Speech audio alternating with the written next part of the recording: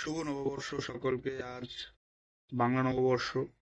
মূলত প্রায় প্রতিটি জাতিরই এই পৃথিবীতে তাদের নিজস্ব বছর গণনা রয়েছে, দিন গণনা রয়েছে। এবং এরই ধারাবাহিকতায় পুরোনো বছরকে বিদায় দিয়ে নতুন বছরকে বরণ করার জন্য আমরা বছরের প্রথম দিনটি যে যে জাতি হই না কেন তারা সেলিব্রেট করে থাকি। এবং এর ফলে এই নতুন বছর শুরু হয়। এবং আমরা চাই যে পুরোনো বছরে যে দুঃখ, কষ্ট, বেদনা, সুখ যাই হোক, সকল প্রকার গ্লানি সেগুলাকে বিদায় দিয়ে নতুন বছরে যেন আমাদের জীবন সুখে এবং লাস্ট যে বছরটা আমরা বিদায় দিলাম তার চেয়ে যেন অ্যাটলিস্ট বেটার হয়। তো আজ আপনি বাংলা নববর্ষ সেলিব্রেট করবেন, অনেকে অনেক জায়গায় ঘুরতে যাবেন। এবং এরই ধারাবাহিকতা আমরা লাস্ট কিছু বছর দেখেছি যে কিছু সাংবাদিক থাকে, তারা আপনার অনেক প্রশ্ন করে, এই পয়লা বৈশাখ রিলেটেডই প্রশ্ন করে মূলত। এবং এর ফলে অনেকে প্রশ্নের সঠিক উত্তর দিতে পারে না, এর জন্য আমরা ট্রল করে থাকি বা অনেকে খুব আজগুবি উত্তর দেয়।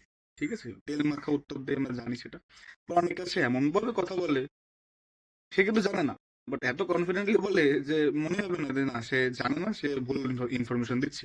এর ফলে কিন্তু আমরা ব্যাপক বিনোদন পাই, প্রতি বছরই ট্রল করার সুযোগ পাই। যেমন এটা ভালো যে সারাদিন আমাদের যে মনে, আমাদের তো গরিব দেশ, আমাদের মনে তো অতটা আনন্দ থাকে না সবসময়। তো দিন শেষে, কাজ শেষে আমরা রাতে শুয়ে শুয়ে সব ট্রল বা মিমস দেখে বেশ আনন্দই পাই।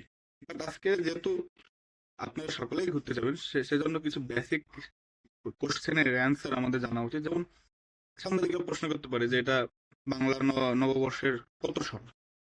এটা হচ্ছে 1433। ঠিক আছে, বাংলা নববর্ষ 1433, অর্থাৎ 1433 সন শুরু হচ্ছে আজ থেকে।